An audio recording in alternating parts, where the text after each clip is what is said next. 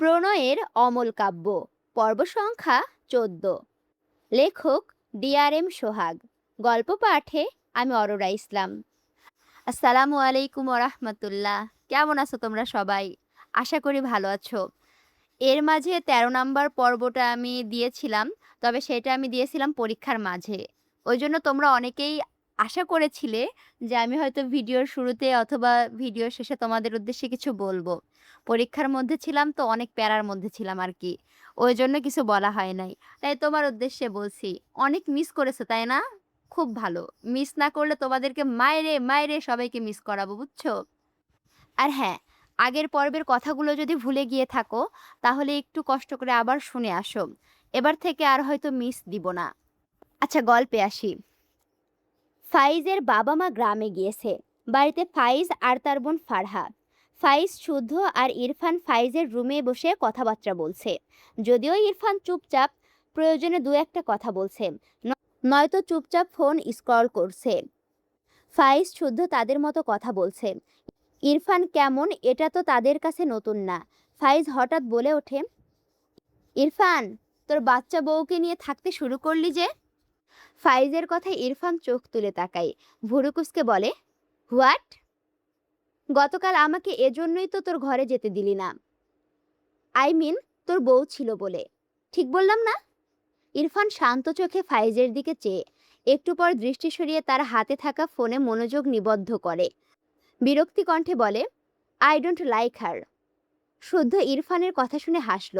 ফাইজ হেসে বলল, আমি বুঝলাম না, আমার হবু শ্বশুর শাশুড়ি ইরফানের নাম সাদিক রাখলো না কেন?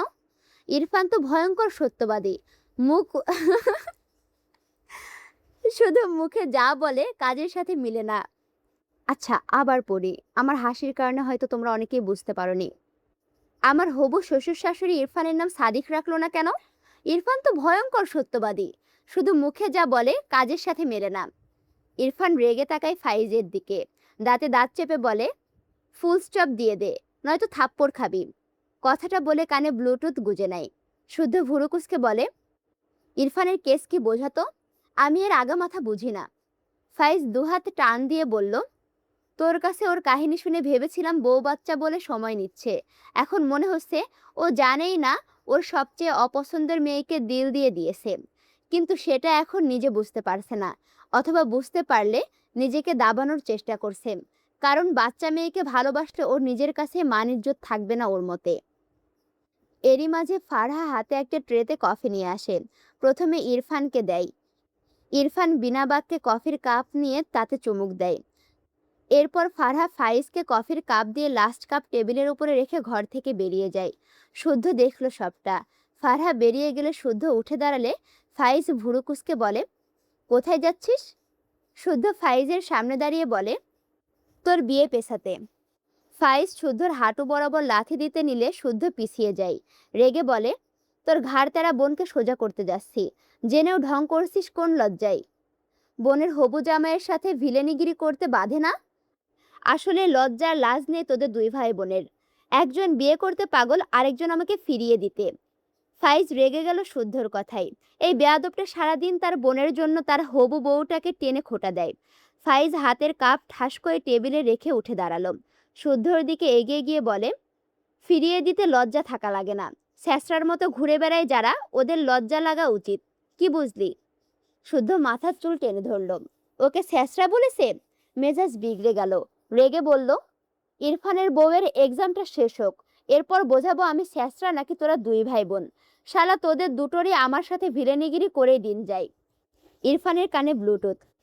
শুদ্ধ আর ফাইজের মাঝে এই টপিক নিয়ে নিয়মিত এমন কথা কাটাকাটি হয়। ইরফান এদের সাথে থাকলে বেশিরভাগ সময় কানে ব্লুটুথ লাগিয়ে থাকে। ফাইজ বিরক্ত হয়ে ইরফানের দিকে তাকিয়ে বলে, আরেক রোবট বসে আছে। আরে দুজনের মাঝে দ্বন্দ্ব লাগালে থামানো লাগে। আর একে দেখ, রোবটকে একটা শিক্ষা দিলেও সে সেটা মানে, আর এ শালা মানুষের রোবট প্রো ম্যাক্স। ইরফান শুনলই না এদের কথা। শুদ্ধ টেবিল থেকে কফির কাপ তুলে নিয়ে ডান হাতে, বা হাতে ফাইজের হাত টেনে বাইরে যেতে যেতে বলে, আয় তোকে দেখাচ্ছি কে শেষরা, আমি নাকি তোর ননির পুতুল ডাইনি বোন। ফাইজ শুদ্ধর পিঠে থাপ্পড় দিয়ে বলে, খবরদার আমার বোনকে ডাইনি বলছিস তো। শুদ্ধ পাত্তা দিল না। ফারহা ডাইনিংয়ে মনমরা হয়ে বসেছিল। তার ভাই আর ফাইজকে দেখে অবাক হয় ফারহা। শুদ্ধ দ্রুত পায়ে এসে ফারহার সামনে দাঁড়ায়। চোখের পলকে গরম কফি নিজের হাতের ওপরে ঢেলে দেয়। ফারহা চোখ বড় বড় করে তাকায়, শব্দ করে ডাকে, শুদ্ধ ভাই। ফাইজ নিজেও অবাক হয়েছে। কফি চুলা থেকে নামিয়ে ফারহা দিয়ে এসেছিল। ফাইজ নিজেও খেয়ে আসলো মাত্র। শুদ্ধর পাগলামিতে ছেলেটা রেগে যায়। ফারহা টলমল চোখে চেয়ে থাকে শুদ্ধর লাল দগদগে হয়ে যাওয়া লাল হাতটার দিকে। শুদ্ধ হাত ঝাড়া দেয় খুবই আলতোভাবে। বাম হাত চুলের ভাঁজে চালিয়ে মৃদু হেসে বলে, ফারহা, এক গ্লাস পানি খাওয়াও তো, তৃষ্ণা পেয়েছে। ফারহার চোখ থেকে পানি গড়িয়ে পড়ে। সে উঠে দাঁড়ায় না। তার দৃষ্টি শুদ্ধর পুড়ে যাওয়া হাতটার দিকে। শুদ্ধ রেগে ফাইজের দিকে তাকিয়ে বলে, কি পাষাণ বোন বানিয়েছিস দেখ, এক গ্লাস পানি দিতেও কিপটামি করে। ফাইজ তার বোনের দিকে তাকালো। ফারহার হাতের ওপর কয়েক ফোঁটা পানি। দীর্ঘশ্বাস ফেলে ফারহা কেঁদে দিয়ে বলে, ভাইয়া, শুদ্ধ ভাইয়ের হাতে ওষুধ লাগিয়ে ব্যান্ডেজ করে দাও প্লিজ। শুদ্ধ হেসে বলে, সি। আচ্ছা, এখানে সি মানে কিন্তু ওই সি না, সি সি সি না, সি হচ্ছে দেখা সি, বুঝছো? এই হাত ব্যান্ডেজ করানোর জন্য তোর বোন এখন কেমন ছ্যাঁচড়ামি করে দেখ। ফাইজ কিছু বলল না, উল্টো ঘুরে তার রুমে গেল। এদের কথা বলা উচিত। সে উদ্দেশ্যেই ফাইজ স্থান ছাড়ল। শুদ্ধ ফারহার সামনে এগিয়ে যায়। ফারহা ডাইনিং টেবিলের চেয়ারের বাঁকা হয়ে বসা। শুদ্ধ ফারহার সামনে হাঁটু মুড়ে বসে মলিন হেসে বলে, ফারহা, তুমি কেন বিশ্বাস করো না আমি তোমায় ভালোবাসি? ফারহা টলমল চোখে শুদ্ধর দিকে চোখ তুলে তাকায়। ভাঙা গলায় বলে, হাত ব্যান্ডেজ করতে হবে শুদ্ধ ভাই। শুদ্ধ দীর্ঘশ্বাস ফেলে বলে, ফারহা, আমার হাতে জ্বালা পোড়া হচ্ছে না, বিলিভ মি। ডান হাতের সাহায্যে বুকের বাঁ পাশে ইশারা করে বলে, এখানে ভীষণ জ্বলছে। ফারহা দুই হাতে মুখ লুকিয়ে ফুপিয়ে ওঠে। ভাঙা গলায় বলে, তুমি মিশকা আপুকে ভালোবাসতে। আমি অনেক প্রমাণ পেয়েছি শুদ্ধ ভাই। তো তুমি মিশকা আপুর বিয়ে ভেঙে দিয়েছিলে। তোমাদের অনেক ক্লোজ পিক ছিল। শুদ্ধ রাগান্বিত স্বরে বলে, সে আমার খালাতো বোন ছিল, এজন্য এসব হয়েছে। এর পিছনে আর কোনো কারণ নেই। আর কি করলে বিলিভ করবে তুমি? আমার ভালোবাসা তোমার কাছে নাটক লাগে, বেয়াদব মেয়ে? ফারহা ফুপিয়ে ওঠে। ফোঁস করে শ্বাস ফেলল। আবার রেগে যাচ্ছে। ফারহা নিজেকে সামলে দু হাতে চোখ মুছে বলে, শুদ্ধ ভাই, হাতটা ব্যান্ডেজ করো প্লিজ। মিশকা আপু বললে তো ঠিকই শুনে নিতে। শুদ্ধ বসা থেকে দাঁড়িয়ে যায়। রাগের চোটে পোড়া ডান হাতটা দিয়ে টেবিলের ওপর শব্দ করে পাঞ্চ মারে। চিৎকার করে বলে, মিশকা মিশকা মিশকা, আরে ওর বয়ফ্রেন্ড জুটে গিয়েছিল, এই জন্য হেল্প করতে গিয়েছিলাম। ফারহা নাক টেনে বলে, হ্যাঁ, সেই বয়ফ্রেন্ড তো তুমিই। শুদ্ধ রাগে ফারহার গালে থাপ্পড় মেরে দেয়। চিৎকার করে বলে, তুই ভালোবাসার যোগ্যই না, বালের পাত্রে ভালোবাসা ঢালছি এতদিন ধরে। ফারহা ঝাপসা চোখে শুদ্ধর দিকে তাকায়। চেয়ার থেকে উঠে দাঁড়িয়ে পিছু ফিরে যেতে নিলে শুদ্ধ ফারহার হাত টেনে ধরে দাঁতে দাঁত চেপে বলে, এই বালের পাত্রে আরো ভালোবাসা ঢালবো। ভুলেও ভেবো না ক্লান্ত হয়ে বিরহের গান গেয়ে বলবো, পাখি যাও চলে যাও। ওসব আমার দ্বারা হবে না, এত উদার না আমি। বিরহের গান গাইতে ইচ্ছে করলে গান গেয়ে এরপর তোমায় নিয়ে বাসর ঘরে ঢুকবো, বুঝলে?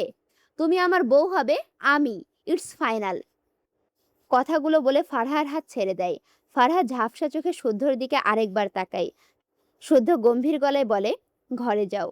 ফারহা অপেক্ষা করে না, দৌড়ে ঘর থেকে চলে যায়। ফাইজ ঘর থেকে বেরিয়ে আসে। পাশে ইরফান। ফারহাকে থাপ্পড় মারা দেখেছে তারা। ইরফান দ্রুত পায়ে এসে শুদ্ধর কলার ধরে দাঁতে দাঁত চেপে বলে, ফাইজের বোনকে এভাবে মারছিস কেন? শুদ্ধ ইরফানকে ধাক্কা দেয়। মেজাজ বিগড়ে গিয়েছে। ইরফান রাগ বিরক্তি ঢেলে বলে, মেয়েদের সাথে ঢলাঢলি করে এসে ওর বোনকে মারছিস কেন? আগে মনে ছিল না? শুদ্ধ অবাক হয়ে বলে, আরে তুইও আমাকে বিলিভ করছিস না? আমি বড় বোন ভেবে বেশি ফ্রি ছিলাম মিশকা আপুর সাথে। ইরফান গম্ভীর গলায় বলে, ডিসগাস্টিং এর ভালোবাসা তোদের, খেয়ে দেয়ে কাজ না থাকলে যা হয়। কথাটা বলেই বিরক্ত হয়ে বাড়ি থেকে বেরিয়ে যায়। এসব আজগবি লাগলো তার কাছে। ফাও কষ্ট পাই। শুদ্ধ রেগে বলে, এই ইরফানের বাচ্চার আমার চেয়েও করুণ অবস্থা হবে দেখিস। ফাইজ রেগে বলে, আমার বোনকে মারলি কেন? শুদ্ধ বিরক্ত হয়ে বলে, আমার হবু বউ, যা ইচ্ছে করব, যা, ভালো লাগছে না। ও যা জ্বালিয়েছে আমায়, আরো 10টা থাপ্পড় দিলেও কম হবে। তাই দরদ দেখাতে আসিস না। বলেছি না, ওকে সিধে করব আমি। তোর বোনের প্রবলেম বুঝি না। ও সেই মিশকাকে নিয়ে পড়ে আছে। মেয়ে জাতে যে এত প্যাস যদি জানতাম, তাহলে অনুভূতি জন্মানোর আগে জঙ্গলে গিয়ে বাস করতাম। তোর বোনের জন্য জীবনটা তেজপাতা হয়ে যাচ্ছে। তেরামি ও করবে, রেগে মারবো আমি। দাগ পড়বে ওর গালে, বুক পুড়বে আমার। ভাইয়া, শুদ্ধ ভাইয়ের হাত ব্যান্ডেজ করে দিয়েছো? ফাইজ তার ঘর থেকে বেরিয়ে ফারহার ঘরে এসেছিল। মেয়েটা তাকে দেখে কেমন উতলা হয়ে কথাটা বলল। ফাইজ মৃদু হেসে বলে, ও হাতে সেবা করতে যেতে নিষেধ করেছে। ফারহা রেগে বলে, তুমি কেমন বন্ধু, নিষেধ করেছে আর বাবু হয়ে বসে আছো? ফাইজ ফারহার বিছানায় শুয়ে চোখ বুজে বলে, ঘুম পেয়েছে, ডিস্টার্ব করিস না। ফারহা এগিয়ে এসে বলে, ইনায়ার সাথে রাশেদের সেটিং করিয়ে দিচ্ছি, দাঁড়াও। এমনিতেও ইনায়া তোমাকে পছন্দ করে না। ফাইজ তড়াক করে চোখ মেলে তাকায় বোনের দিকে। কি রে ভাই, এরা সবাই তার বউটাকে নিয়ে কেন পড়ে? বউ না হতেই কেউ না কেউ শুধু সুতো ধরে টান ধরছে। ফারহা কথাটা বলে ধূপধাপ পা ফেলে ঘর থেকে বেরিয়ে গেল। পিছন থেকে ফাইজ রেগে বলে, এমন কিছু করলে তোর বিয়ে কনফার্ম পাশের বাসার ভুড়িওয়ালার নয়ন দাদার সাথে দিব।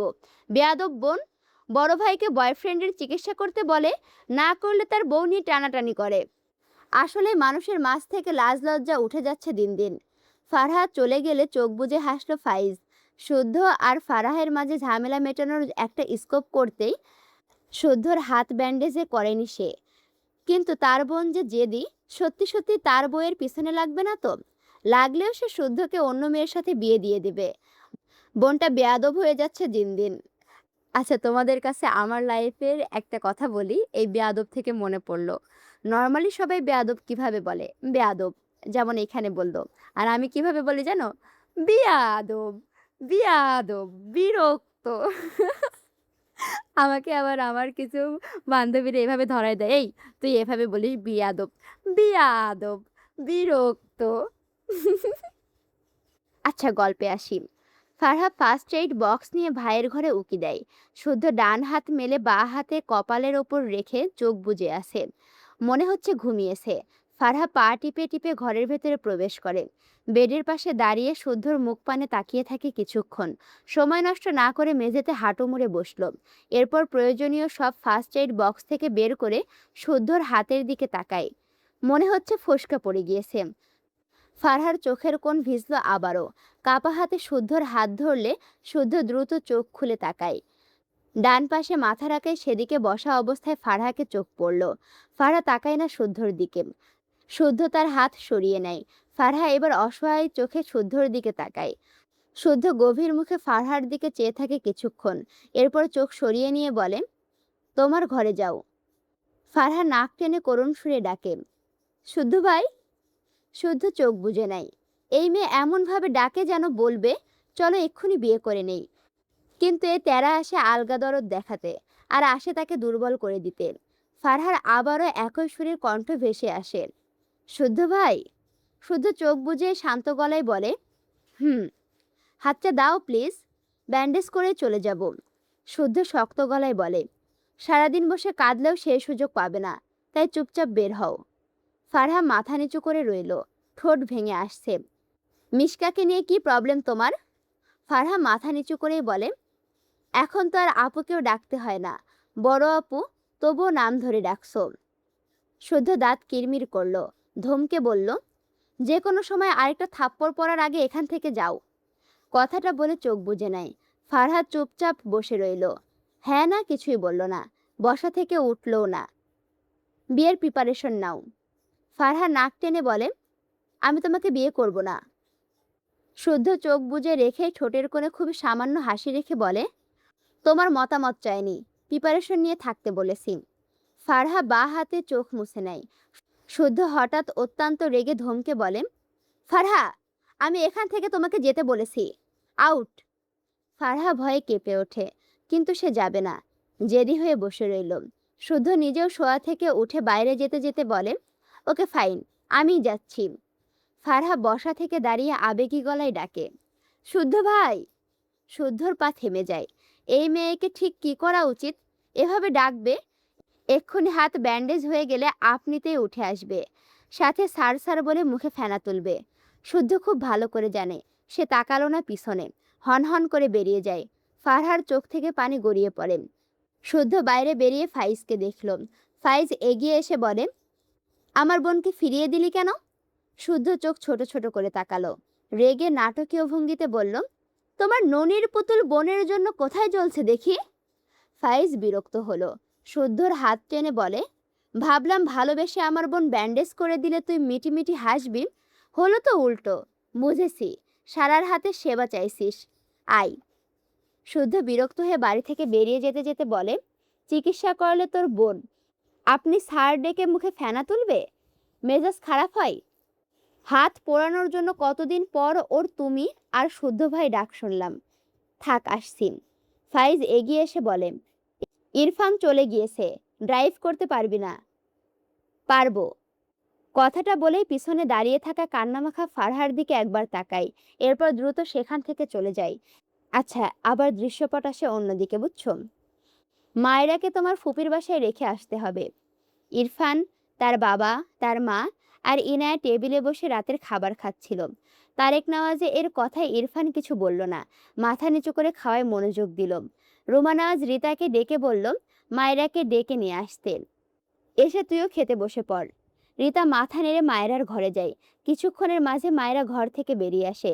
রিতা রুমা নওয়াজের পাশের চেয়ারে বসে পড়লে মায়েরা দাঁড়িয়ে থাকে। ইরফানের পাশের চেয়ারটা একমাত্র ফাঁকা। ইরফানের দিকে আর চোখে তাকাই।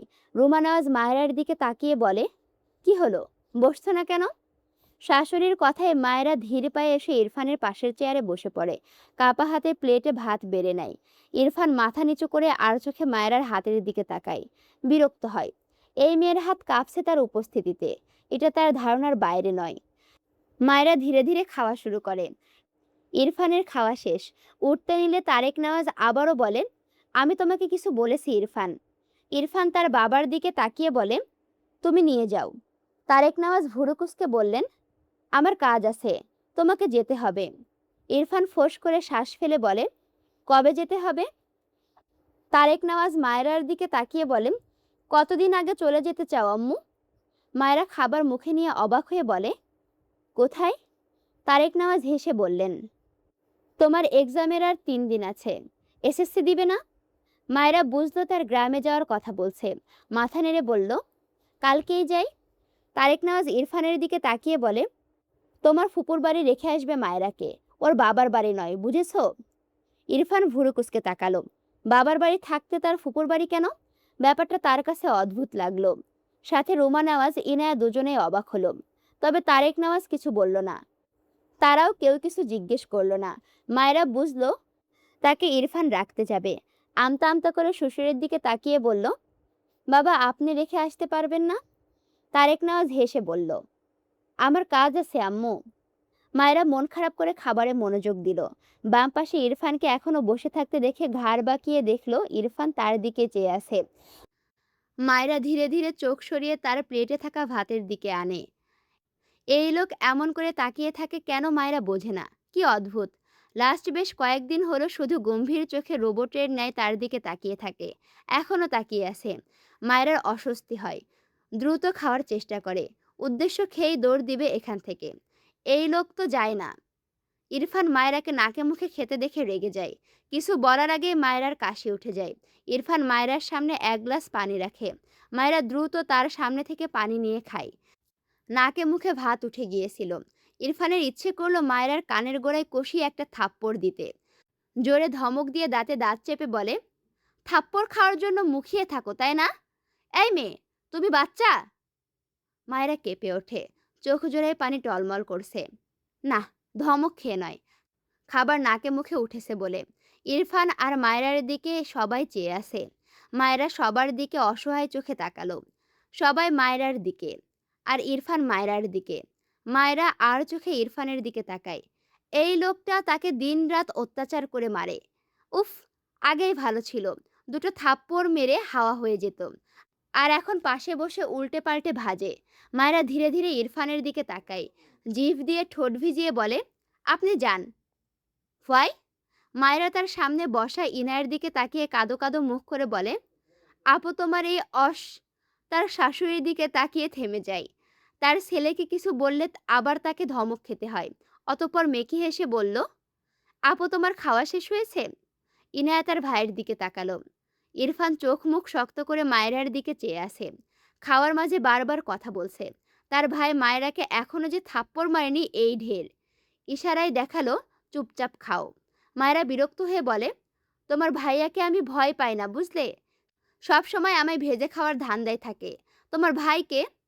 ইরফান গমগমে গলায় ধমক দেয়, শাট আপ। কানের কাছে এমন একটা রামধমক খেয়ে মায়েরা চোখ বুজে কেঁপে ওঠে। তারেক নওয়াজ গম্ভীর মুখে চেয়ে আসে। আচ্ছা, রামধমক মানে হচ্ছে বিশাল বড় সড়ো একটা ধমক, সেটা বলা হচ্ছে রামধমক, বুঝছো? আর এই রামধমকটা সম্পর্কে আমি জানছিলাম হুমায়ুন আহমেদের বই থেকে, মানে হুমায়ুন আহমেদের অপেক্ষা উপন্যাসটি থেকে। যারা হুমায়ুন আহমেদের অপেক্ষা উপন্যাসটি পড়েছো তারা অবশ্যই বুঝতে পারবে। আর এটা যখন আমি জানতে পারছিলাম আমি অনেক হাসছিলাম, বুঝছো? এটা আমিও প্রথমে জানতাম না, তোমাদের যেন অজানা না থাকে তাই আমি এটা এক্সপ্লেন করে বলে দিলাম, বুঝলা? রুমা নেওয়াজের চোখে বিরক্তি। ইরফান দ্রুত উঠে গটগট পায়ে চলে যায়। এরপর রুমা নেওয়াজ সহ তারেক নেওয়াজ ঘরে চলে যায়। তারেক নেওয়াজের মুখে হাসি ছিল। ঘরে গেলে তার স্ত্রী বিরক্ত হয়ে বলে, তোমার আবার কি হলো? ছেলে, ছেলের বউ, এখন তুমিও সব জুটেছো পাগলের দল। তারেক নেওয়াজ কিছু বলল না। একটু পর আফসোসের সুরে বলে, তোমার ছেলেটা আমার মতো হতে পারলো না। আমি তোমাকে এখনো ভালোবাসি বলি। ভেবে দেখো। রুমা নেওয়াজ কটমট চোখে স্বামীর পানে চাইলেন। তোমার ছেলের বউ যেমন বাচাল, তোমার ছেলে প্রয়োজনের কথা বলে না। বিয়ের আগে দেখনি এই মেয়ে এত কথা বলে? দুই মেয়ের দুইজন জুড়ে দিয়েছ। ইরফান এমনই। ওর পাশে যাহারা বসে এভাবে খাবার খেয়ে গলায় বাঁধলে বা এমন বাচাল হলে ধমক খেয়ে বসে থাকতো। বেশি বেশি ভাবা বাদ দাও, নয়তো দেখবে তোমার ছেলে মেয়েটাকে হঠাৎই ওর বাপের বাড়ি রেখে এসেছে একবারে। তখন তুমি শ্বশুর হয়ে ছ্যাঁকা খেয়ে বসে থাকবে। তারেক নেওয়াজের মুখ চুপসে যায়। ইরফানের মা মিথ্যা কিছু বলেনি। কপালে চিন্তার ভাঁজ পড়ে। যদি নেগেটিভ কিছু হয় তাহলে সে নিজেই হয়তো নিজেকে কখনো ক্ষমা করতে পারবে না। ছেলেটার এমন খাপছাড়া স্বভাব এতদিন মানলেও আজ কেন যেন তিক্ত লাগলো। মায়েরার সাথে খারাপ কিছু হলে এর মাত্রা বাড়বে বই কি কমবে না। মায়েরা রেডি হয়ে দাঁড়িয়ে আছে। ইরফানের খবর তো নেই। কোথাও বেরোতে নিলে মেয়েদের নাকি লেট হয়, আর এখানে ইরফানের লেট হচ্ছে। মায়েরা হাতের ব্যাগ নিয়ে ঢং করে একবার এপাশ ওপাশ করে হাঁটছে। আপাতত কেউ নেই ডাইনিংয়ে। চুপ থাকার মেয়ে তো সে নয়। ইরফানের ওপর থেকে নেমে এসে মায়েরাকে এভাবে একা একা ঘুরতে দেখে বিরক্ত হয়। মায়েরার পিঠ হঠাৎ করে ইরফানের সাথে ধাক্কা খায়। মায়েরা দ্রুত পেছন ফিরে ইরফানকে দেখে চোখ নামিয়ে নেয়। ইরফান গম্ভীর গলায় বলে, স্টুপিড বাদর। মায়েরা চোখ তুলে তাকিয়ে বলে, আর আপনি লেট লতিফ। ইরফান বিরক্ত হয়ে এগিয়ে যায়। পিছু পিছু মায়েরা যায়। সবার থেকে বিদায় নেওয়া শেষ। ইরফানের পাশের সিটে বসে মায়েরা। মেয়েটার মন খারাপ ভীষণ মায়ের জন্য। তার বাড়ি যাবে না সে। বাবা থাকলে নিশ্চয়ই জোর করে নিজের মেয়েকে তার বাড়ি নিয়ে যেত। বিষণ্ণ মনে মেয়েটা রাস্তার দিকে চেয়ে থাকে। দুই হাত গাড়ির জানালায় ঠেকিয়ে রেখেছে। অনেকটাই বাইরে বেরিয়ে আসে। ইরফান মায়েরাকে এমন চুপচাপ দেখে ড্রাইভ করার মাঝে একটু পরপর তাকায়। খেয়াল করলো মায়েরার দু হাতের বেশ অনেকটাই বাইরে বেরিয়ে আসে। রেগে যায় সে। ডান হাতে স্টিয়ারিং রেখে বাম হাত মায়েরার বাহু ধরে জোরে করে টান দেয়। এত জোরে টান খেয়ে মায়েরা পড়তে পড়তে বেঁচে যায়। ইরফান আবারও সম্পূর্ণ মনোযোগ ড্রাইভিংয়ে দেয়। মায়েরা রেগে বলে, আপনার কি প্রবলেম? ডান হাতের বাহু ডলতে ডলতে বলে, হাত দুটো মনে হয় সরকারি পেয়েছে। উফ। ইরফান রেগে বলে, শাট আপ স্টুপিড বাদর। মায়েরা বিরক্ত হয়ে আবারও জানালার দিকে তাকালে দেখলো কাজ তুলে দেওয়া। মায়েরার মন খারাপ হয়ে যায়। কি সুন্দর হাওয়া খাচ্ছিল, এই লোকটা ভেস্তে দিল। ঘাড় বাঁকিয়ে মিনমিন করে বলে, কাজটা একটু নামিয়ে দিন না। ইরফানের গম্ভীর স্বর, নো। মায়েরা মুখ ভেঙচি কাটে। কিছু দূর গেলে রাস্তার পাশে ফুচকা দেখে দ্রুত ইরফানের দিকে তাকায়। বলার আগেই মুখ চুপসে যায়। এই লোক তাকে কিছুই করতে দেয় না। এমন পাষাণ লোক এই দুনিয়ায় আর দুটো আছে কিনা তার সন্দেহ। তবুও ক্ষীণ আশা নিয়ে বলে, ইনায়াপুর ভাইয়া। মায়েরার সম্বোধনে ইরফান অদ্ভুত চোখে তাকায় মায়েরার দিকে একবার। মায়েরা আমতা আমতা করে বলে, আপনি আমাকে বউ মানেন না, আমিও আপনাকে স্বামী মানি না, তাই এটা বলেছি। পছন্দ হয়নি? ইরফান রেগে বলে, স্টুপিড, জাস্ট শাট আপ, নয়তো থাপড়ে গাল লাল করব। মায়েরা গালে হাত দিয়ে মিনমিন করে বলল, একটু ফুচকা খাওয়াবেন প্লিজ? আমি আপনাকে করলা ভাজি করে খাওয়াবো, প্রমিস। ইরফান ব্রেক কষে মায়রার দিকে চেয়ে ধমকে বলে, হোয়াট? মায়রা ধমক খেয়ে ঝাঁকি দিয়ে ওঠে, জিভে কামড় দেয়। করলা তো তার পছন্দ, এই লোকের অপছন্দ, ভুলভাল বলে ফেলেছে। মায়েরা ইনোসেন্ট ফেস বানিয়ে বলে, আমি ফুচকা খেতে চাই, প্লিজ। আপনাকে পছন্দের খাবারই খাওয়াবো, আপনার কাপড় কেসে দিব, আপনি চাইলে, তাও ফুচকা খাওয়ান। ইরফান ফোঁস করে শ্বাস ফেলে, গাড়ি থেকে বেরিয়ে যায়। মায়েরা ভাবে হয়তো ফুচকা আনতে গিয়েছে। মুখে হাসি ফুটে ওঠে, বিড়বিড় করে, যতটা খারাপ ভাবি ততটাও না। 2 মিনিটের মাথায় ইরফান গাড়ির দরজা খুলে সিটে বসে। মায়েরা ইরফানের হাতের দিকে তাকালে দেখলো ফুসকা নেই, কিন্তু ছোট কিছু একটা। ইরফান গম্ভীর মুখে কসচেপের ওপর থেকে কাগজ ছিঁড়লে মায়েরা চোখ বড় বড় করে তাকায়। ইরফান তার দিকে তাকালে মায়েরা তার ঠোঁট চেপে ধরে, দরজার সাথে চেপে যায়। ইরফান মায়েরার দিকে এগোলে মায়েরা বাঁ হাতের তার ঠোঁট চেপে ডান হাতে ইরফানের বুকে হাত দিয়ে ঠেলে সরাতে চায়। চুনোপুটি শরীরে মায়েরা তো এমন বলিষ্ঠ শরীরে ইরফানের সাথে পারে না। ইরফান মায়রার দুহাত একসঙ্গে তার হাতের মুঠোয় চেপে ধরে। নির্বাক চিত্তে ডান হাতের সাহায্যে মায়রার মুখে কসচেপ লাগাতে নিলে মায়রা চিৎকার দিয়ে বলে, না না, প্লিজ, আর কথা বলবো না, প্রমিস প্রমিস। বলতে বলতে ইরফানের গলার কাছে তার মুখ নিয়ে ঠেকায়, যেন ইরফান তার মুখে কসচেপ লাগাতে না পারে। সেভাবেই বিড়বিড় করে, আর কথা বলবো না, সরি সরি, ছেড়ে দিন। ইরফান চোখ বুজে শ্বাস টানে, দাঁতে দাঁত চেপে বলে, স্টুপিড। এরপর ঢোক গিলে মায়রার হাত ছেড়ে মায়রাকে তার থেকে ধাক্কা দিয়ে সরিয়ে দেয়। সরে এসে তার সিটে মাথা এলিয়ে চোখ বুজে দীর্ঘশ্বাস টানে। ডান হাতে শার্টের দুটো বোতাম খুলে আলগা করে দেয়। বাঁ হাতে স্টিয়ারিং শক্ত হাতে চেপে ধরে। মায়রাকে ধাক্কা দেওয়ায় মেয়েটার মাথা গাড়ির কাচের সাথে ধাক্কা লাগে। মায়রা বাঁ হাতে মাথা ডলে, ভীত চোখে ইরফানের দিকে তাকায়। কিছুক্ষণ পর ইরফান চোখ খুললে মায়রার দিকে চেয়ে দাঁতে দাঁত চেপে বলে, জাস্ট আর একটা কথা বললে এই কসচেপের পুরোটা মুখে লাগাবো, স্টুপিড। এরপর এসি ছেড়ে গাড়ি স্টার্ট দেয়। মায়রা সিটে মাথা এলিয়ে দিয়ে চোখ বুজে নেয়। মনে মনে বিড়বিড় করে, একটু ফুচকা খেতে চাওয়াই কি করলো, কি পাষাণ, উফ, দাজ্জাল লোক একটা। আসসালামু আলাইকুম রহমতুল্লাহ। কেমন আছো তোমরা সবাই? তোমরা কি জানো আমার এলাকায় বাতি নাই? আমার এলাকায় বাতি নিভে গেছে। আমি এক হাতে লাইট অন করে এই অন্ধকারের মধ্যে লাইট অন করে পড়ছি, বুঝছো ব্যাপারটা তাহলে কি অবস্থা হচ্ছে? আর কি যে মশা, আমার হাত পা মশায় কামড়ায় খাই নিল। আমাকে মনে হয় মশা এই পালকিত করে তুলে নিয়ে যাবে, এমন একটা অবস্থা। এর মাঝে আমি কষ্ট করে তোমাদের জন্য ভয়েস দিচ্ছি, তারপরেও কিছু মানুষ এসে বলবে, আপু তুমি এত পাষাণ কেন? তোমরা একটু আমাকে বাতাস দিলেও তো পারো, বলো পারো না? কি মশা, মশা কামড়ায় আমাকে শেষ করে দিল।